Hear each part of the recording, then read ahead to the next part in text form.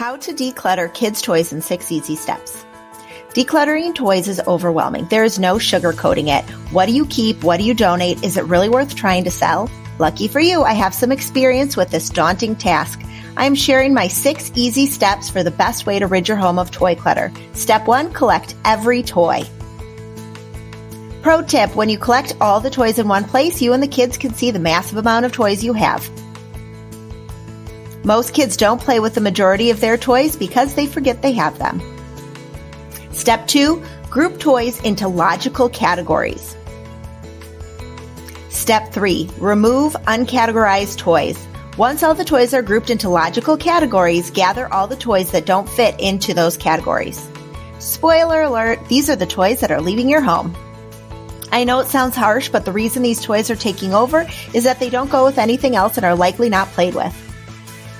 Decluttering toys is more than just organizing. It's removing them too. Pro tip, if you struggle with this step, put questionable toys in a box and put that box in a storage area. Cover it up and set a reminder on your phone. If you need something from that box, you know where to go. If not, it's safe to donate, trash, or sell. Step 4, throw away broken toys. Look through each category and check for broken or missing parts. Only keep fully functional toys. A good task for kids is to check every single marker to make sure it works. My kids love this because they get to sort and color at the same time. Step 5, store like toys together.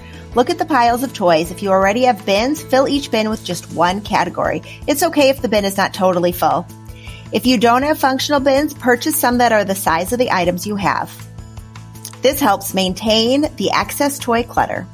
Step 6, keeping it tidy. Once you declutter kids' toys, your hard work will pay off only if you work to maintain the system you created.